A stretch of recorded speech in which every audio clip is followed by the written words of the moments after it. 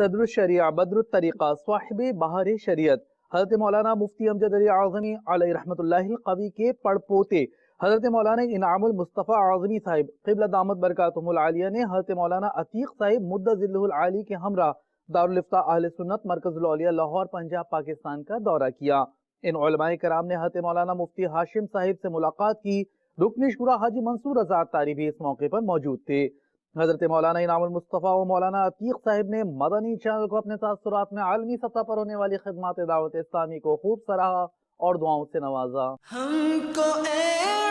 طور سنی عالموں سے پیار ہے، ہم کو اے طور سنی عالموں سے پیار ہے،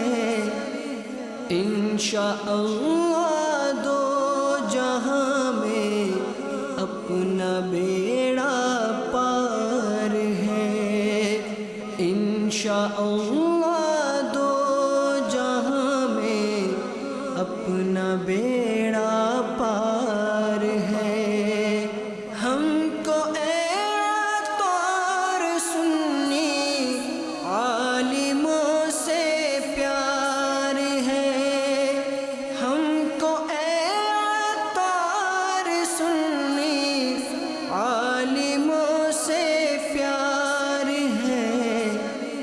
انشاءاللہ دو جہاں میں اپنا بیڑا پار ہے۔ امیر اہل سنت بانی دعوت اسلامی شیخ طریقت حضرت محمد الیاس ستار قادری رضوی دامت برکاتہم العالیہ نے امت مسلمہ کی فلاح و بہبود، عقائد، اعمال کے تحفظ کے لیے بہت سے اقدامات کیے ہیں، اور انہی بے شمار اقدامات میں سے ایک امت کو بہت بڑا انہوں نے تحفہ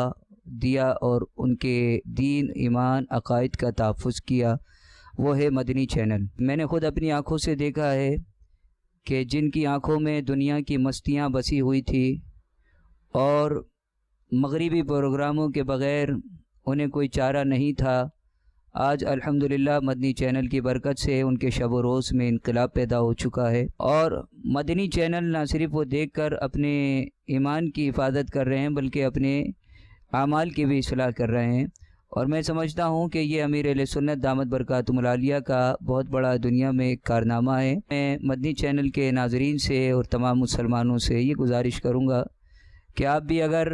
مدنی چینل کو دیکھیں گے تو انشاءاللہ تعالی اس کی برکت سے اور ہمارے اسلاف کے کارناموں اور ان کے واقعات کو سن کر اور مدینے والے مصطفیٰ کریم علیہ الصلوۃ والتسلیم کی محبتوں کے جام پی کر آپ کی آنکھوں میں بھی وہ سرما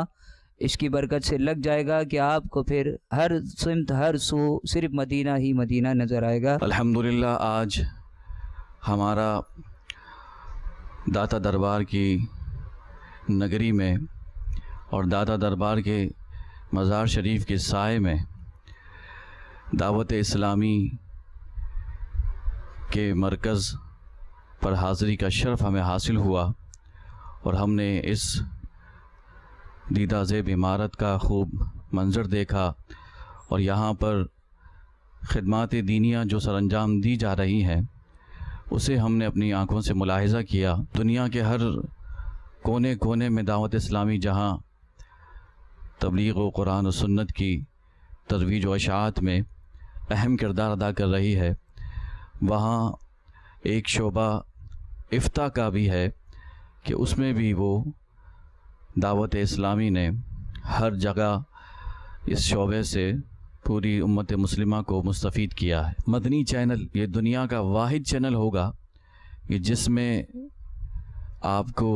نہ میوزک نظر آئے گا، نہ عورت نظر آئے گی،